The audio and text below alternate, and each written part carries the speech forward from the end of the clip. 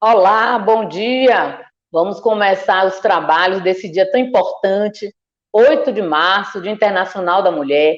A Sociedade Brasileira de Cardiologia Regional Sergipe agradece aí a audiência de todo mundo e quer parabenizar, em primeiro lugar, todas as mulheres por esse dia e que esse dia seja um dia que a gente fale muito, né, de como se cuidar, né, de autocuidado, que a gente consiga transmitir como é o papel da sociedade de cardiologia, todos os conhecimentos para que a gente possa cada vez mais ter prevenção na saúde da mulher. E aí eu gostaria de convidar a doutora Celi Marques, que é mestre em Ciências da Saúde, é a nossa presidente do Departamento de Cardiologia da Mulher da Sociedade Brasileira de Cardiologia. E aí nós vamos dar início às nossas atividades desse dia tão importante. Seja bem-vinda, doutora Celi.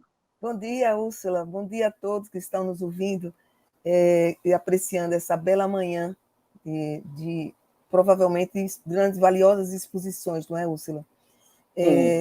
Hoje, quando eu acordei, eu gostaria até de compartilhar algo muito interessante, provavelmente todos já viram, mas me tocou bastante.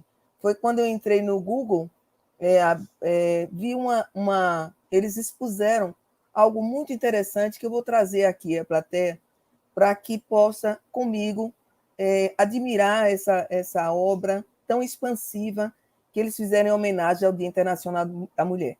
Eu parabenizo a todas as mulheres, a seus congêneres, a todos as suas famílias, seus filhos, porque mulher, na verdade, era um ser que, segundo um editorial que eu tive a oportunidade de, com a doutora Glaucia, escrever esse ano, o ano passado, né?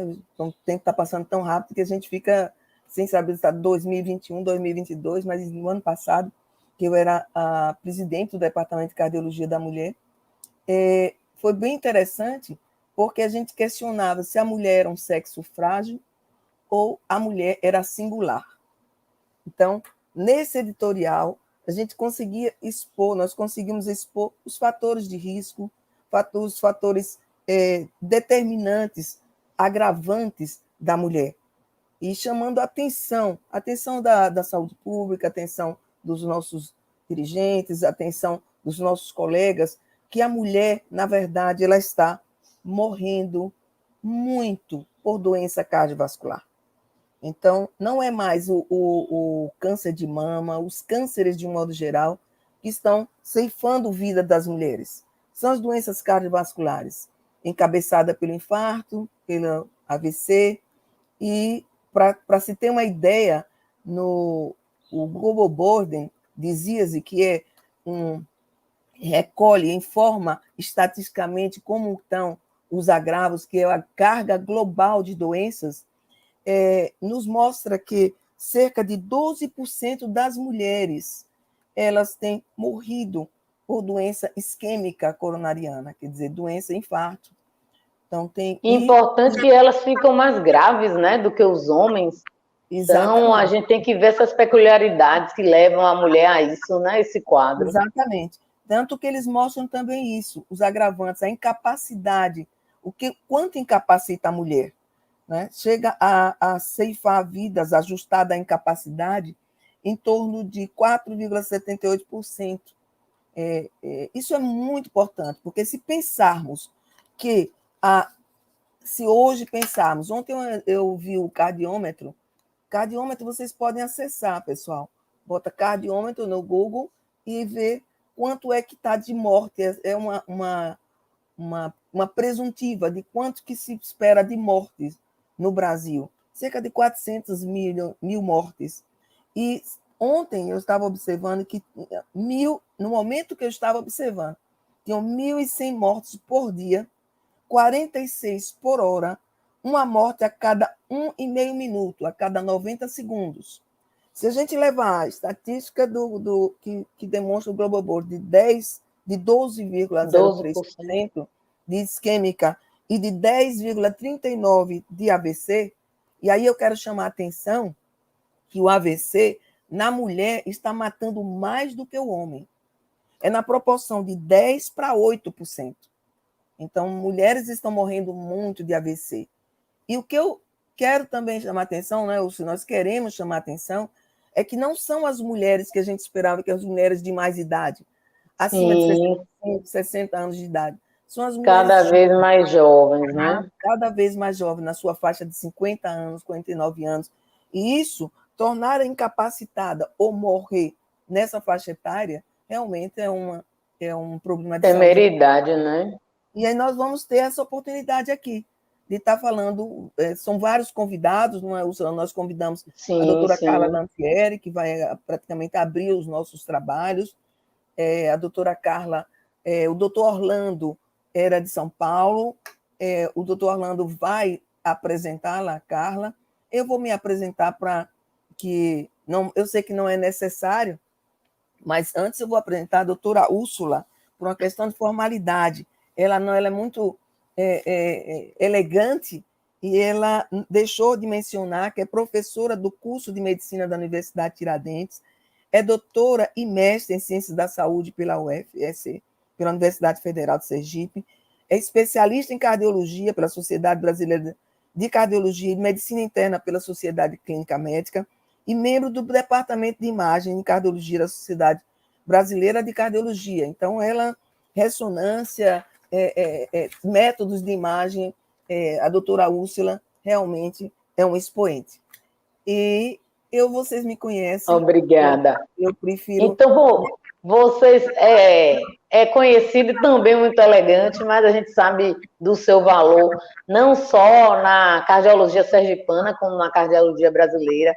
E toda essa militância, né, que a gente pode chamar assim, que você vem já há muito tempo sobre a saúde da mulher, e isso desponte mais uma vez hoje, trazendo sobretudo esse cuidado que você tem, né, desde paciente, desde a gestação, desde a mulher em idade mais avançada, as mulheres jovens, a esse estímulo, né, para se cuidar. Acho que a palavra hoje, a gente, se puder adotar uma, é isso, né, de autocuidado. E você faz isso muito bem e estimula também muito, há muito tempo, nos bastidores, nos seus consultórios, no seu dia a dia, em toda a oportunidade que você tem. Parabéns, viu? Tá, muito obrigada por suas bondosas palavras. E eu quero dizer que sem a Sociedade Brasileira de Cardiologia Regional Sergipe, certamente esse trabalho não seria tão valioso. Quero agradecer a toda a sociedade sergipana, pelo trabalho e pelo apoio em toda a campanha que a gente faz para a saúde da mulher. Então, não vou citar nomes para que não perca, não provoque deslizes, né? Esquecimento. A mente se torna falha. O coração amplo e a mente vai se tornando falha. Vamos chamar o Orlando, então, para que ele possa iniciar os trabalhos de hoje pela manhã. Eu quero que vocês fiquem à vontade para perguntar pelo chat. O interessante do dia é que todos possam se apresentar, conversar. Nós vamos fazer uma coisa bem... trazer a ciência, o conhecimento científico à população de modo geral. Então, fiquem à vontade para perguntar, questionar, o momento que vocês quiserem. Sempre vai ter tempo de discussão no final das apresentações. Eu vou só, Orlando, eu vou só apresentar, que eu prometi e não fiz. Eu vou a imagem. Que é compartilhar aqui a minha tela para apresentar o que eu hoje vi pela manhã. Vejam, eu queria que você também presenciasse. Vejam que coisa interessante. Aqui está a representação do Dia Internacional, Dia da Internacional da Mulher, de todas as mulheres, todas as etnias. Então, uma coisa... Diversidade, né? As diversidades do mundo, né? E a forma como a mulher, né, consegue conceber seu dia a dia.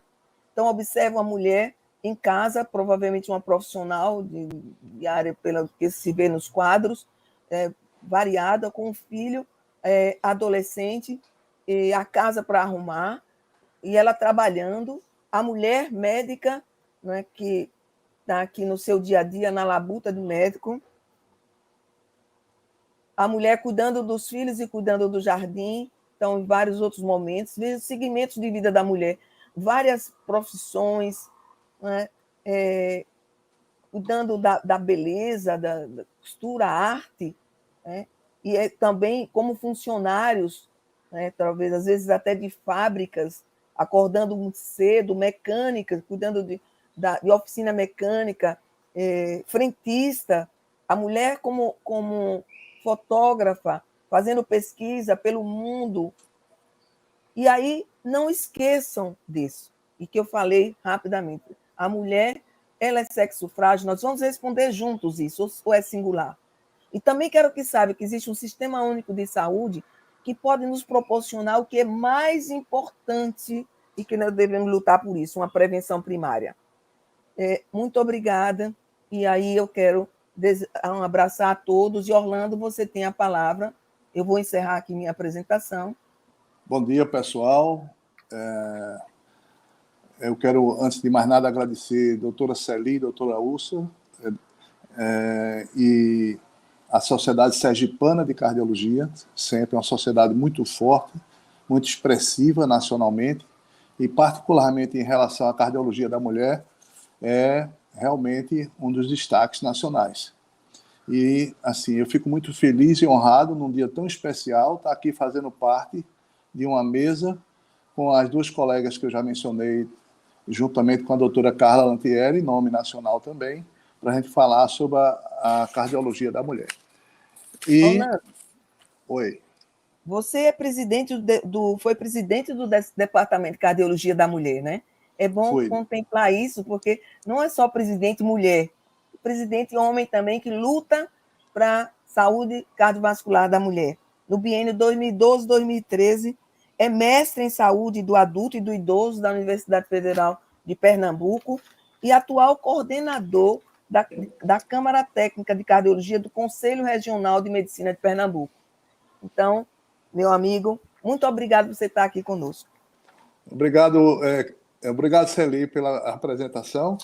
E, assim, dando sequência, para nós começarmos a ouvir a doutora Carla Janice, eu vou fazer uma apresentação do currículo, começando com a doutora Carla, que é a primeira palestrante.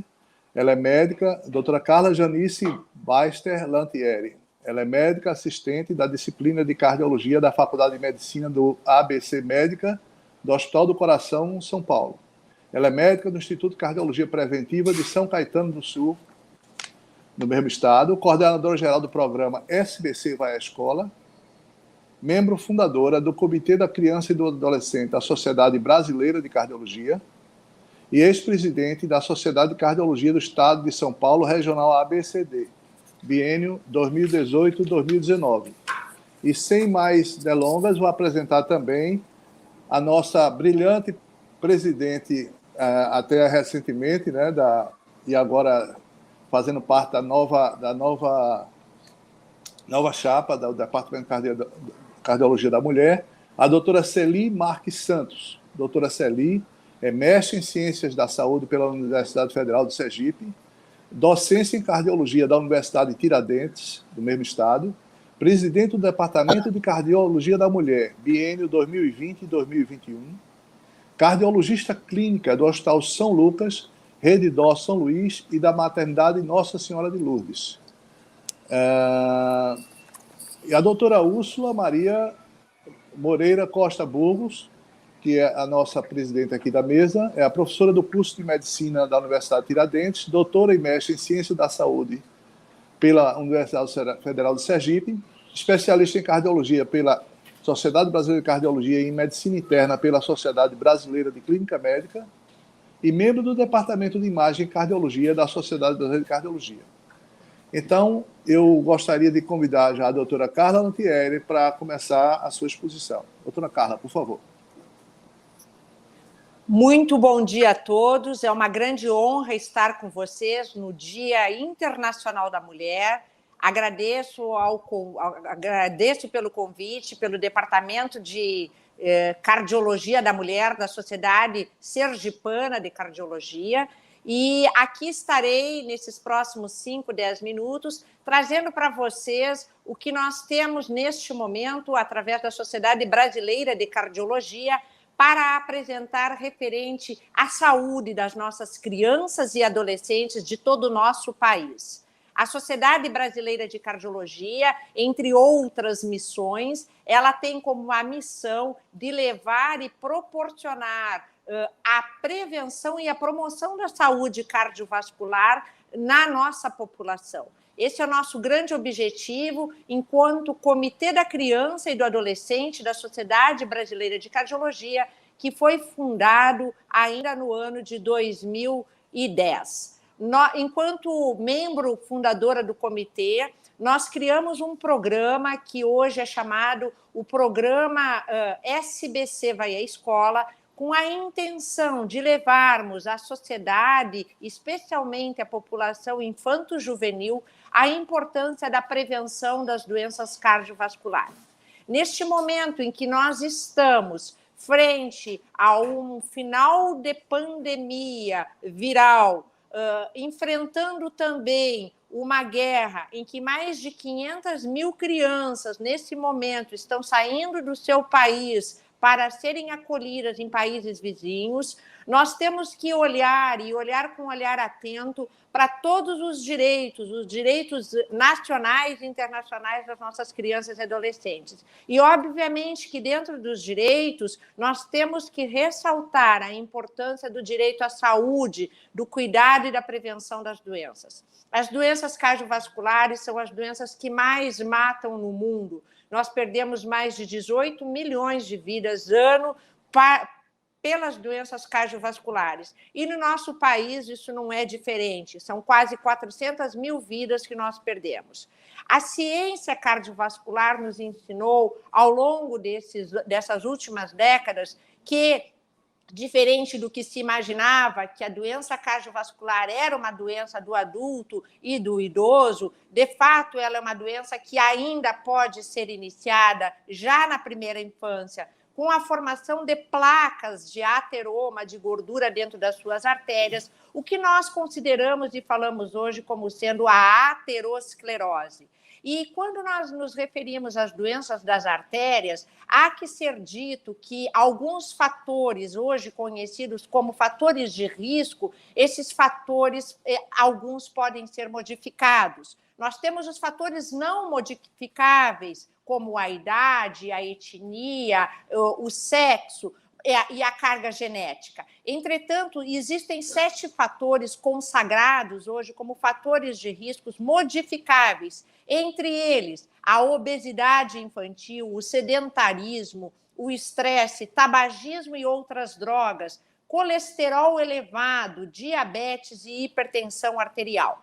Vejam vocês que a cada momento que o indivíduo se expõe, quanto mais precocemente ele se expuser aos fatores de risco, mais chance ele tem de adoecer mais precocemente. Isso é a classificação geral das doenças crônicas não transmissíveis, dentro da qual se enquadram as doenças cardiovasculares. É sabido também que, quando nós falamos de prevenção das doenças, não existe outra forma de se atuar senão de forma precoce e contínua. E este é o grande objetivo do nosso programa SBC Vai à Escola, onde nós levamos para dentro da escola a importância da conscientização dessa criança, de criar um estilo de vida saudável, evitando se expor a estes fatores de risco e trazendo para dentro do seu estilo de vida 3 grandes elementos que nós consideramos hoje como fatores protetores: a alimentação saudável, a atividade física regular e o anti-estresse, o viver bem, a saúde mental, que deve ser, sim, colocada de forma muito ampla e clara para toda a sociedade escolar, para toda a comunidade escolar, porque as nossas crianças têm, sim, a possibilidade de apresentar estresse, de apresentar depressão, doenças mentais que podem corroborar para uma diminuição da saúde física como um todo dessa criança. Há necessidade de que, quando a gente for trabalhar com a criança e com o adolescente, e aqui é muito importante que seja dito, não existe outra forma de se fazer senão com a equipe multiprofissional. Nós, enquanto médicos, enquanto agentes da saúde, nós precisamos entender a importância de se unir forças para se levar de forma clara, de forma cristalina, a linguagem para a nossa população infanto-juvenil. Criar hábitos saudáveis, criar um estilo de vida saudável ao longo da vida, corrobora com a possibilidade de se diminuir em até 80% a chance de se adoecer do coração. Dito tudo isso, quero ressaltar aqui a importância da intersetorialidade. Enquanto Faculdade de Medicina do ABC, hoje eu participo da disciplina de cardiologia, qual o meu mentor é o professor Antônio Carlos Chagas, titular da disciplina. Nós temos consciência da importância de se fazer a extensão universitária, de se levar para os nossos futuros profissionais da área da saúde a importância de se trabalhar com a saúde da população brasileira, especialmente a saúde das nossas crianças e adolescentes. Para tanto, há que se unir forças. Então, enquanto universidade está unido à escola, aos governos, tanto federal como municipal e estadual, e da mesma forma unir a sociedade especialista. É isto que nós temos feito ao longo de 14 anos, e nesses 14 anos nós temos quase 100 mil crianças que já receberam o programa SBC Vai Escola, com o grande objetivo de levar a conscientização de que saúde se faz com educação. Eu agora me coloco à disposição e gostaria de compartilhar também. Eu sei que na mesa nós temos especialistas também. A professora Celi tem uma grande experiência dentro dessa área, e eu acho que dá para a gente, nesse momento, começar um bate-papo para interagir com quem nos ouve, para deixar com que as perguntas e as dúvidas possam ser esclarecidas. Obrigada, Carla. Excelente apresentação, demonstração de conhecimento, né, de quem trabalha com isso, né? Então, assim, foi muito boa essa sua explicação. Eu tenho uma curiosidade enorme, porque há muito tempo atrás, não vou dizer exatamente o tempo, mas quando eu fui presidente daqui da sociedade, depois participei do FUNCOL, nós fizemos um esboço de levar um conhecimento da cardiovascular, dos agravos, dos fatores de risco às escolas. E foi muito gratificante, né? Depois, como nós utilizávamos nossos colegas, nossa mão de obra, não tínhamos facilitadores nem nada, éramos nós mesmos. Eu convoquei a sociedade, colegas aqui da SBC, e nós íamos às escolas, palestrávamos, fazíamos atividades lúdicas. Então, pegamos 5 colegas e fizemos isso durante uns 2 anos.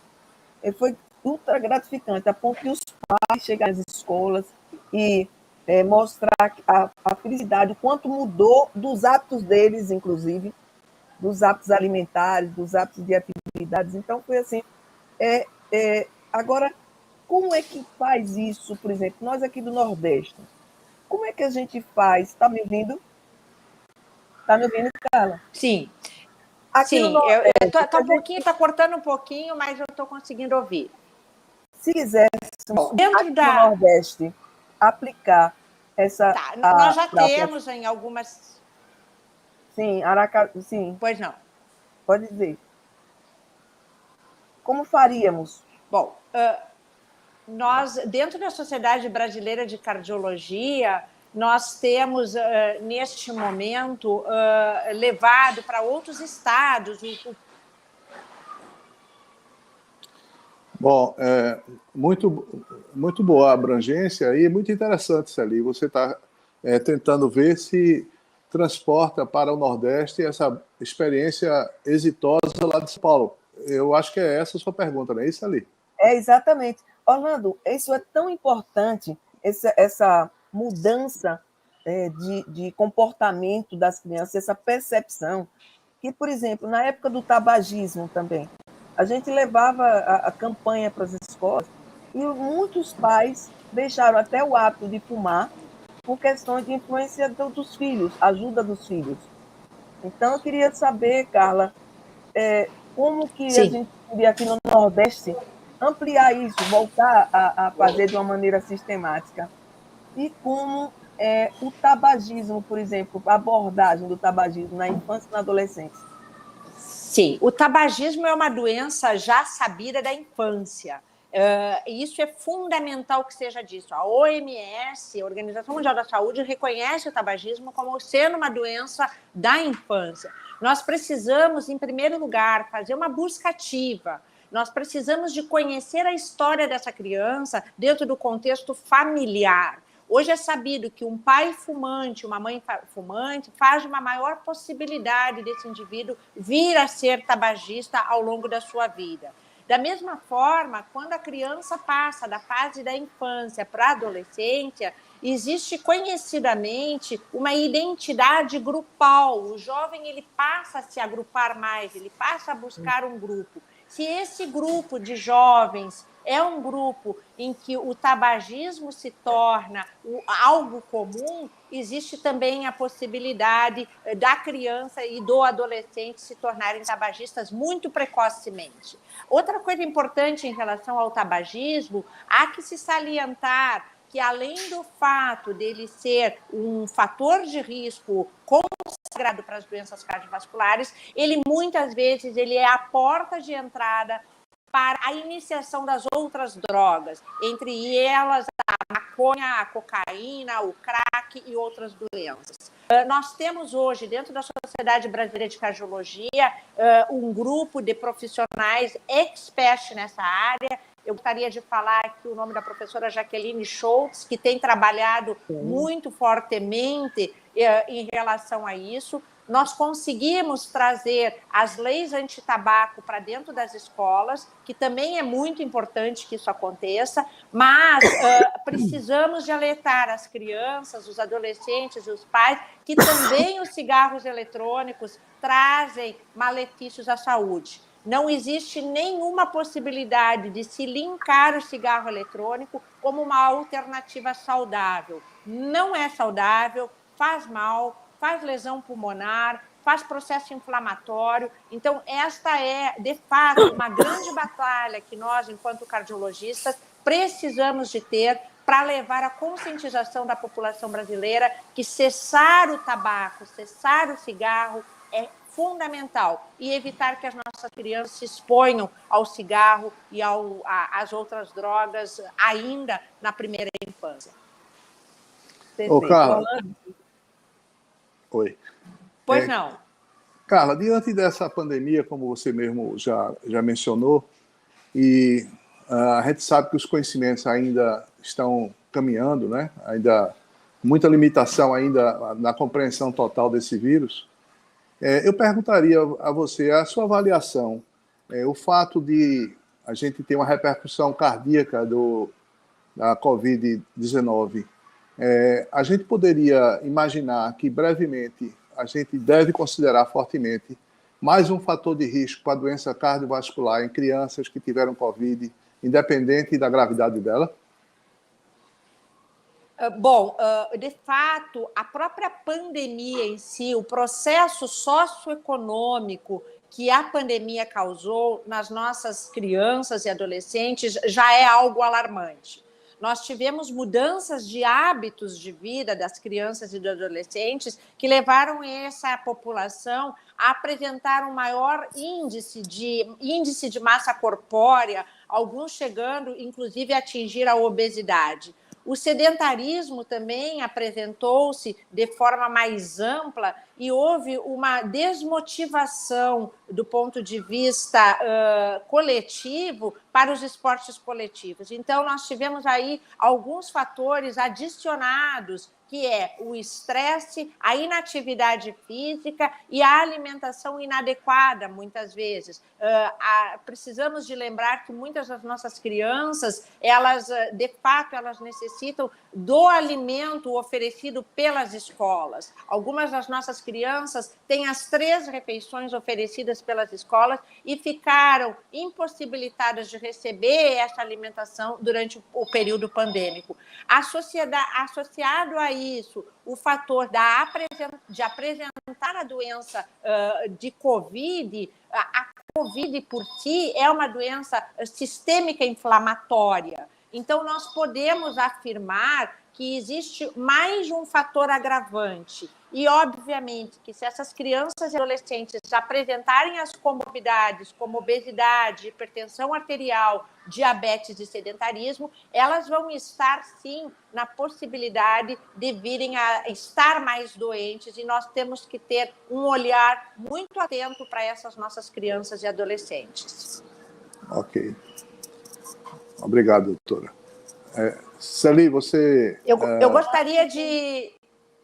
Pode falar. Não, Celi. Pode falar, Carla. Não, eu gostaria só de salientar aqui que eu acho importante, quando a gente fala na população de crianças e adolescentes, é importante que a gente entenda que a cultura da saúde, a cultura da promoção da saúde, apesar de que desde o ano de 1946 a Organização Mundial da Saúde já define como saúde um completo bem-estar social, mental e físico, e não somente a ausência de doenças, nós precisamos de levar essa cultura da saúde. A cultura da saúde, ela se faz de forma gradual, contínua, e nessa grande grupo, né, que eu chamo de corrente da saúde, que é a corrente de todos ao mesmo tempo.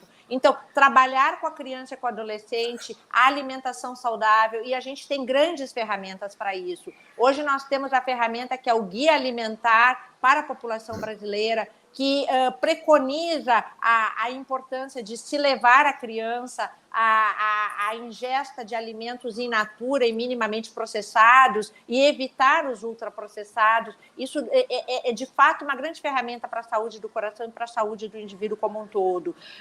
Esse guia, ele está disponível, ele pode ser acessado por qualquer pessoa, baixar em PDF. Então, é uma ferramenta fácil e é uma ferramenta que está adaptada a toda a nossa sociedade brasileira, desde o norte até o sul, de leste a oeste do nosso país. Isso é muito importante que seja dito.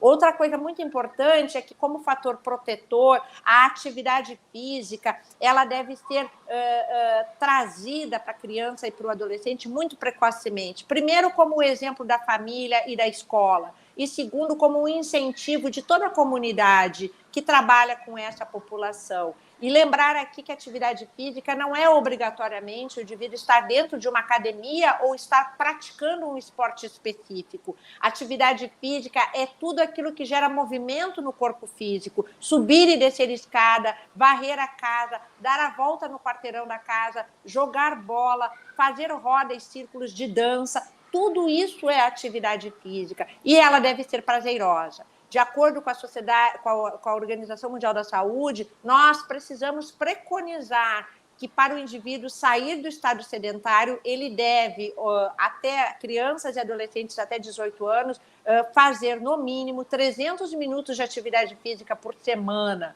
Isso é muito importante que seja dito, que é diferente do que se preconiza para o adulto, que é 150 minutos de atividade física por semana. Esses dois fatores de risco contribuem muito para melhorar a diminuição do diabetes na criança, para diminuir a possibilidade dessa criança vir a ficar hipertensa, de ficar obesa e de ter colesterol e triglicérides elevados. Ou seja, os fatores de risco que levam a apresentação da aterosclerose ou das doenças das artérias, que vão levar ao infarto, que vão levar ao derrame e que podem levar às doenças obstrutivas periféricas. E saliento aqui também a grande importância de se vincular a atividade física à saúde mental. A liberação dos neurohormônios, a liberação, o prazer que a atividade física dá, por isso ela precisa de ser prazerosa. Não adianta você dizer para a criança fazer natação se ela não tem prazer de fazer natação. Se ela preferir jogar futebol, se ela preferir fazer uma outra atividade física, atletismo, a gente deve de estimular essa criança a sentir prazer na atividade que ela está tendo. E a hidratação é muito importante, a alimentação. Então, são vários fatores, por isso que sempre é importante salientar que falar na saúde da criança e do adolescente, especialmente das nossas meninas, agora, hoje, em relação às meninas, por estarmos no momento comemorando o Dia Mundial da Criança e do Adolescente, a gente traz aqui também um olhar atento à vulnerabilidade que as nossas crianças, especialmente as nossas jovens meninas, apresentam-se, né? Então, em relação à droga, em relação ao etilismo, em relação à própria precoce atividade sexual sem orientação adequada, podendo trazer a essa adolescente, até mesmo criança, uma gravidez não planejada, e entra aí uma outra grande gama, que são as doenças infecto-contagiosas, sexualmente contagiosas. Então, há uma necessidade de se olhar de forma atenta para todos esses fatores, e daí sim a gente trabalhar como uma grande corrente da saúde para levar a importância da promoção da saúde para essa população infanto-juvenil, que é nosso dever enquanto cidadão. Nós somos responsáveis por aqueles que ainda não conseguem ser responsáveis por sua saúde. Isso nos faz mais fortes se nós estivermos unidos e trabalhando com educação e saúde. Não há outra maneira. Saúde só se constrói com educação. Ô, Carla, eu acho que essas suas últimas palavras foram assim, fundamentais. Educação e saúde, né? E multidisciplinar, quer dizer, tem que ser uma multiprofissional. Então, eu queria, assim, a gente passaria, acho que a manhã toda falando sobre isso, é um assunto extremamente estimulante, não é, Orlando? Mas, assim, o tempo, infelizmente, nos limita. Eu quero agradecer muito a sua presença. Sei que você está trabalhando, deixou o seu trabalho para nos agraciar. Então, assim, mas tenha certeza que sua fala ecoará por muitas e muitas pessoas perceptivas, sensíveis que estão nos assistindo. Muito obrigada, Carla. Muitíssimo obrigada e seguimos em frente, lutando pela saúde cardiovascular da mulher. Seguimos juntos com muita paz e amor, que é o que a humanidade precisa. Paz, amor, saúde. É isso que a gente está lutando e vai continuar nesse caminho. Um forte abraço para todos vocês. Tá, muito obrigada. Tchau. Dando continuidade aos nossos trabalhos da manhã, fiquei de abordar os fatores de riscos emergentes das doenças cardiovasculares na mulher. Primeiro, eu vou dividir esse momento em 2 momentos. Fazer uma leve explanação, rápida explanação, vou utilizar alguns slides só para nortear o conhecimento dos senhores que estão assistindo e mostrar os fatores de risco de maneira convencional, os que são convencionais e os que são específicos da mulher. O tempo todo eu quero lembrar, a mulher ela tem suas peculiaridades que não podem ser deixadas são extremamente relevantes. Eu vou aqui compartilhar com os senhores. Então, o assunto que me coube foi fatores de risco emergente das doenças cardiovasculares da mulher. E aqui eu vou chamá-los de risco potencializadores.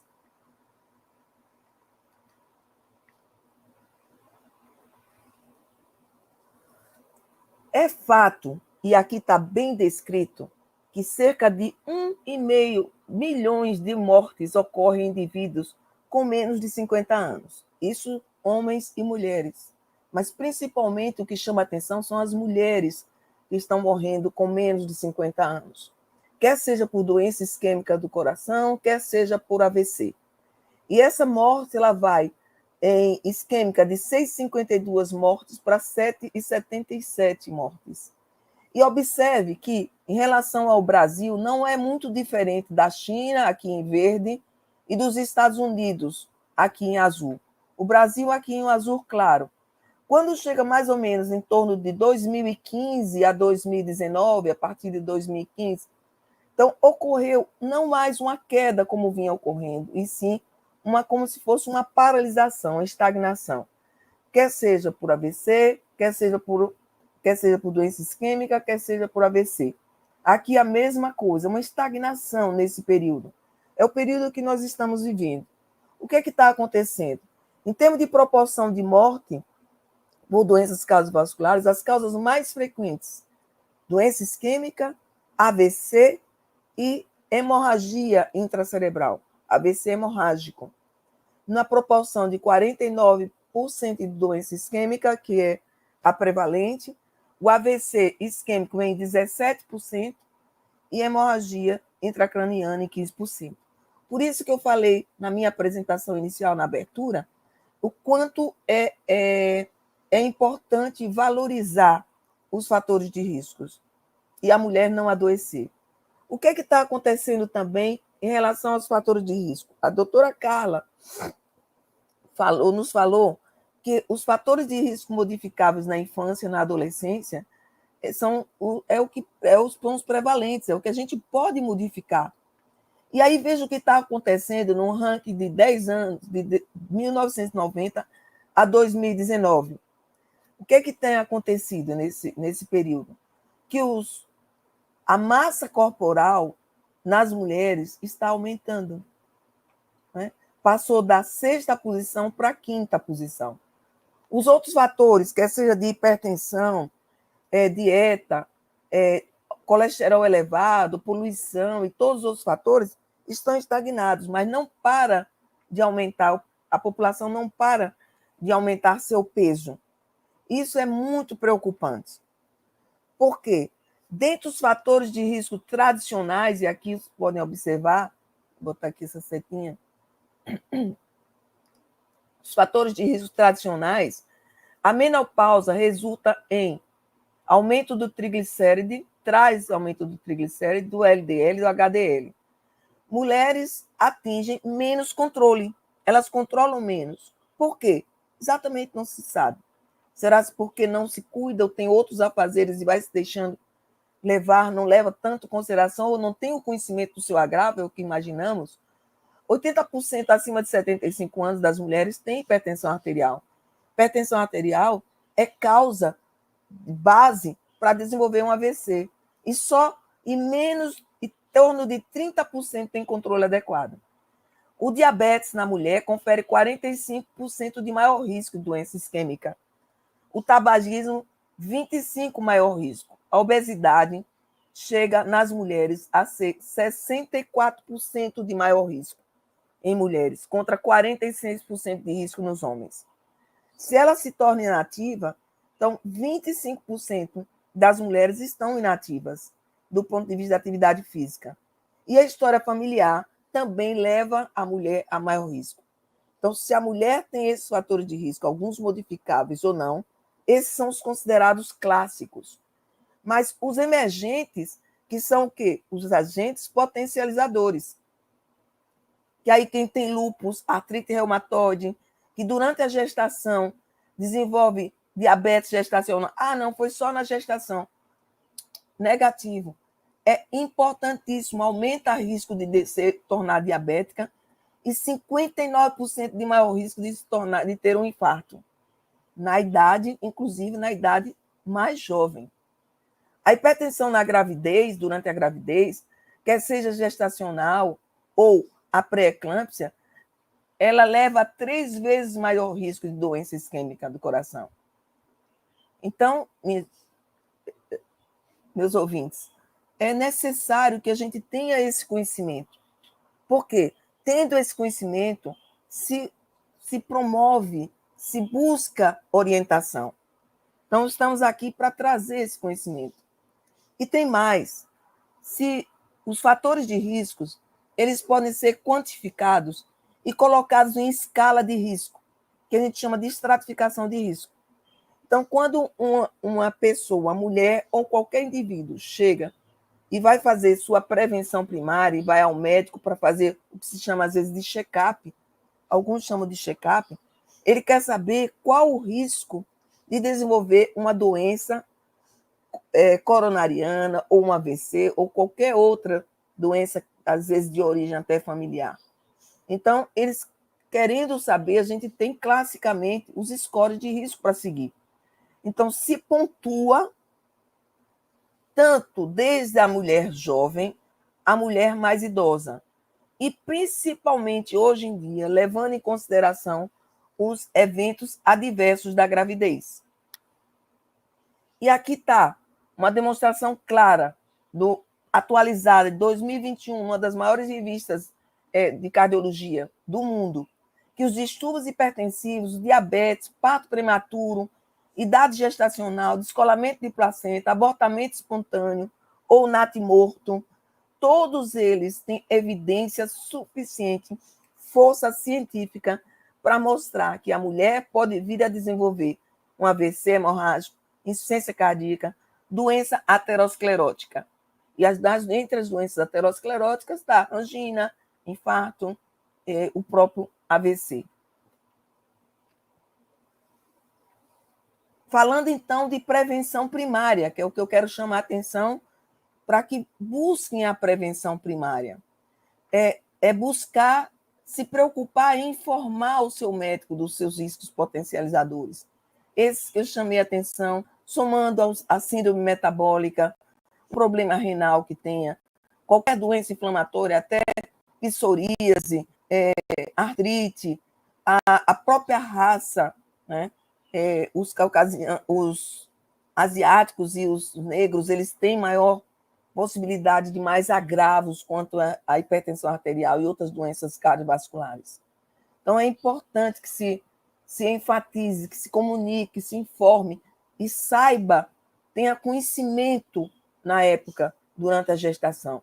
E isso vai possibilitar uma estratificação, que se tiver a nível de borderline ou intermediário, devido a esses riscos potencializadores, já se pode começar a tratar ou já se pode aprofundar essa investigação. Na mulher, devemos chamar a atenção os determinantes sociais de saúde. A própria doutora Carla falou que me antecedeu, ela me facilitou demais, porque esses antecedentes, determinantes de saúde, sociais de saúde, eles vêm desde a infância.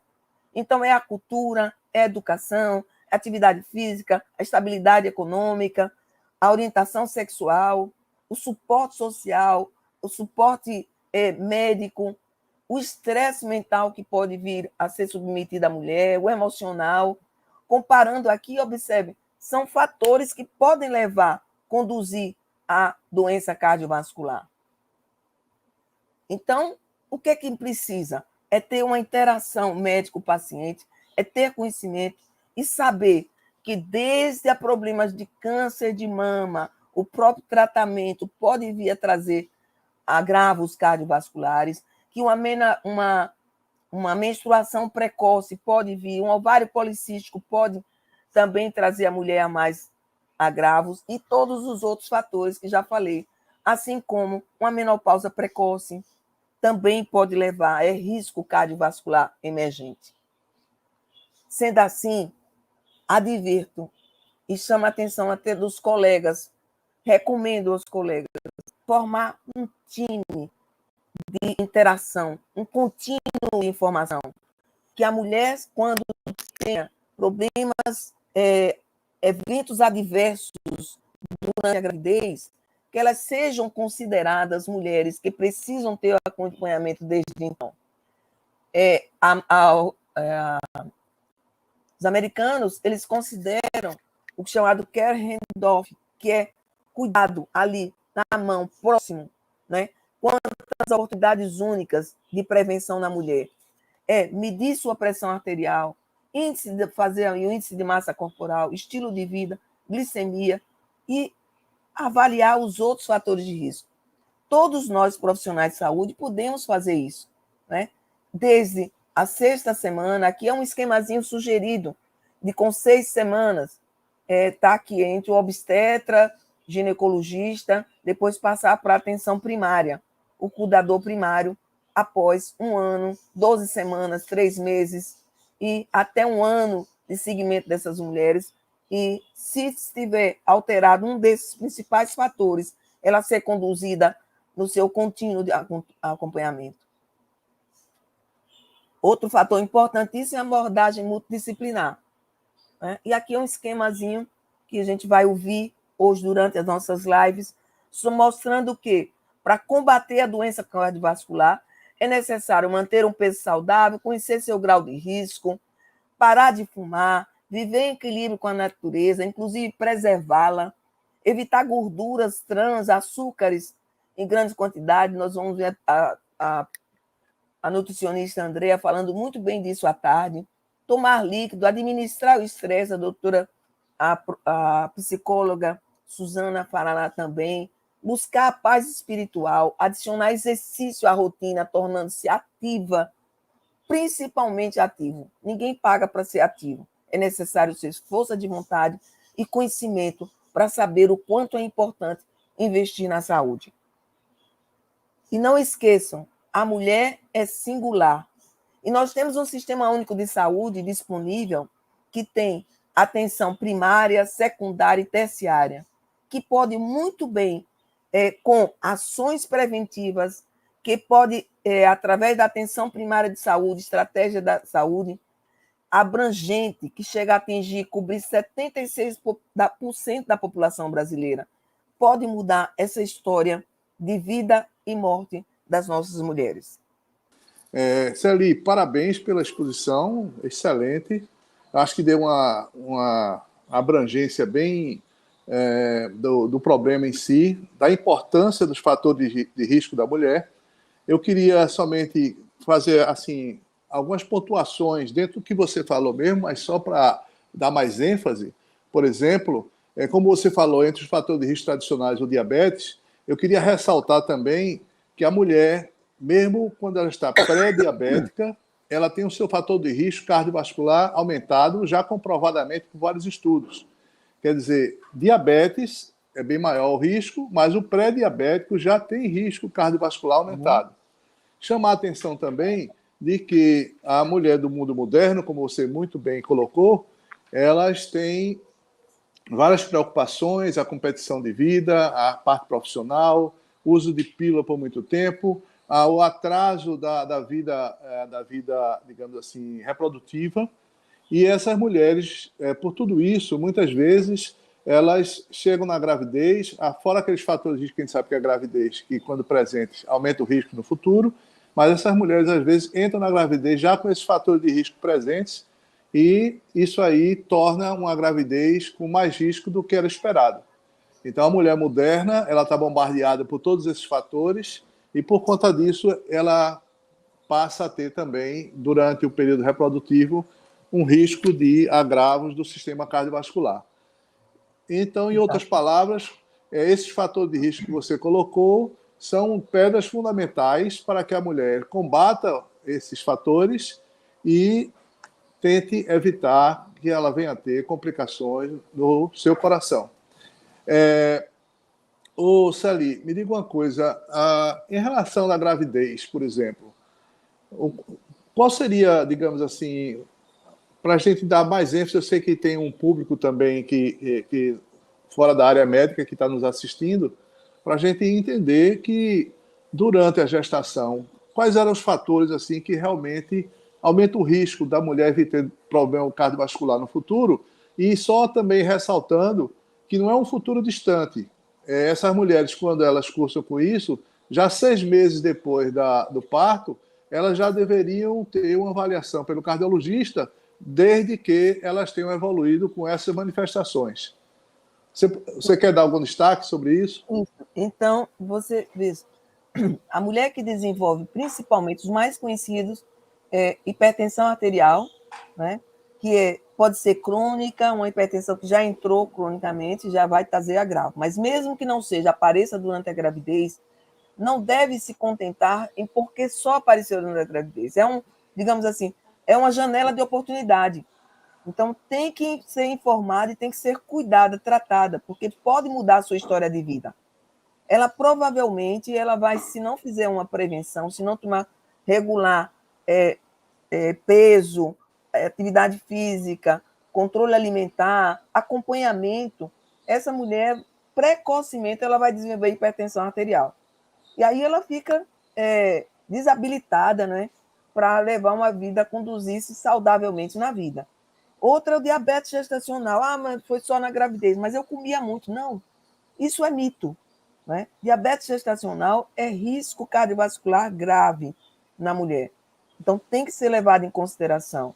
Outros são os abortamentos espontâneos. E nem sempre fala dos abortamentos, mas é como se fosse coisas do acaso. Aconteceu. mas aconteceu algo que seu organismo provavelmente não estava adequadamente adaptado, e que isso tem que ser visto, porque essa marca ela vai ser conduzida para um agravo posterior, uma doença, uma disfunção endotelial, aparecimento de placas teromatosas, enfim, vão ocorrer agravos que vão tirá-la da salutibilidade. Um parto prematuro também é dado. Antes só se preocupava com bebês que eram grandes, porque diziam que bebê grandes era que fazia a mãe no futuro ser diabética. Tinha muito isso, mito.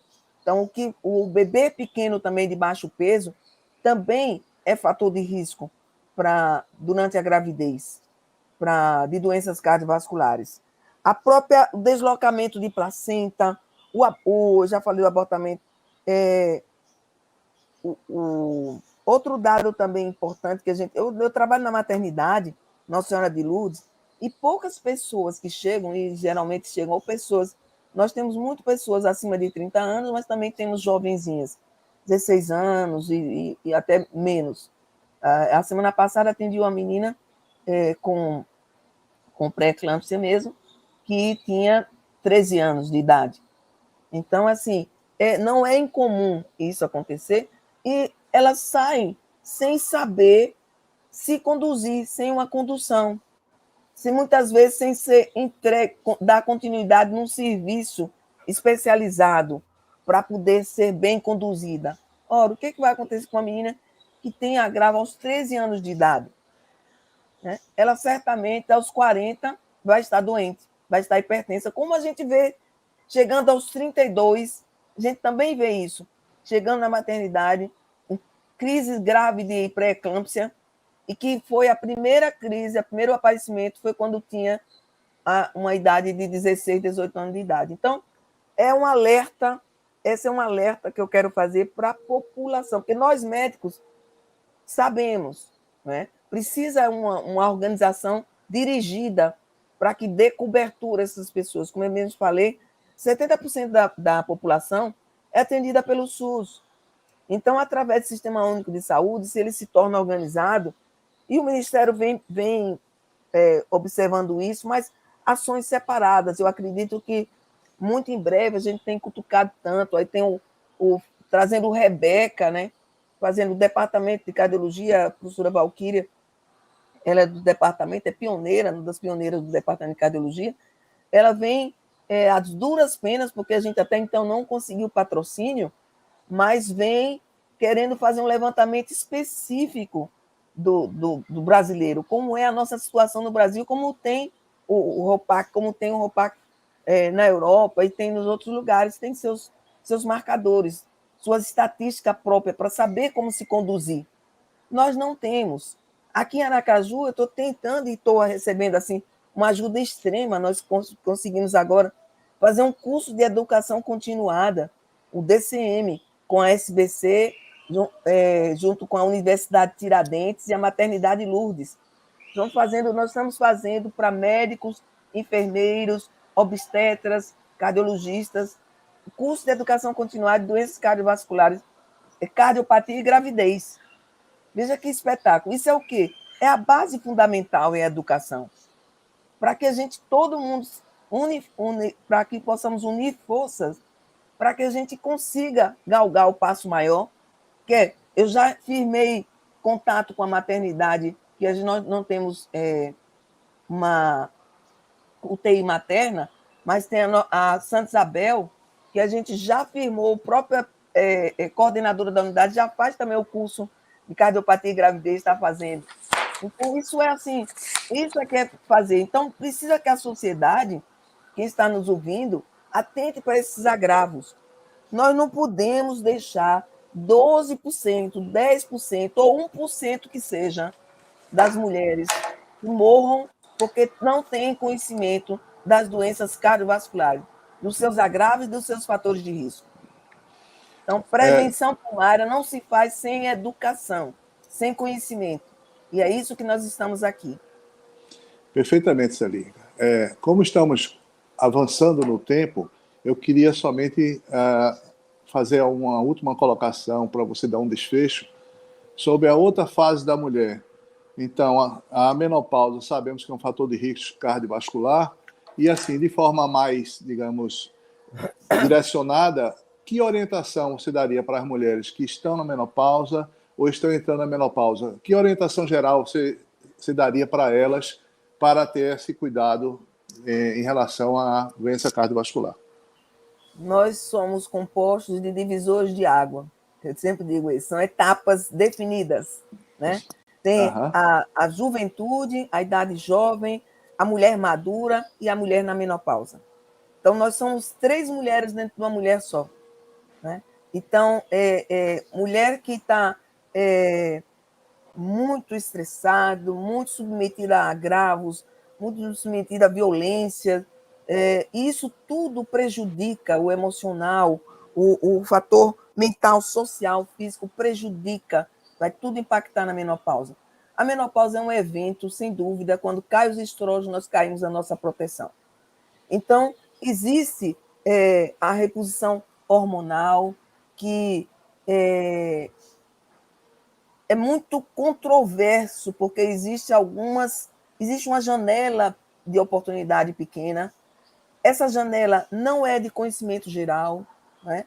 Então, nós nem sempre utilizamos essa janela como uma oportunidade de melhoria, ou então de levar esses agravos para mais adiante. Então, eu recomendo, Orlando, que para menopausa, que a gente exija mais conhecimento em relação. A mulher tem que ter mais representatividade, mais estudos diante dos fatos que têm acontecido.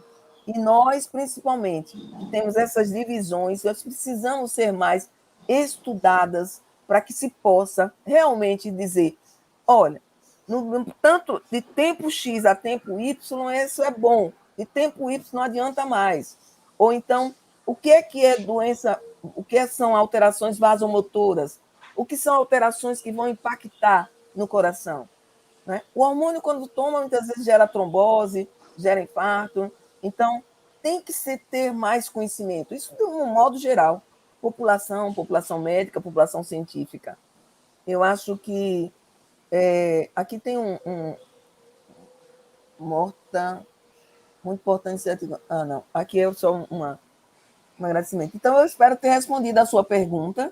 Nós vamos ter, inclusive, nós estamos nos organizando, o DCM, a Sociedade Brasileira de Cardiologia, ela está sendo bastante receptiva e expansiva.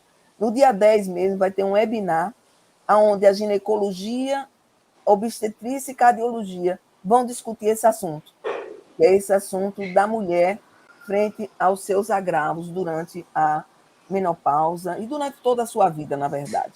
Hormônio é algo que requer ainda muito conhecimento e muita habilidade no seu manejo.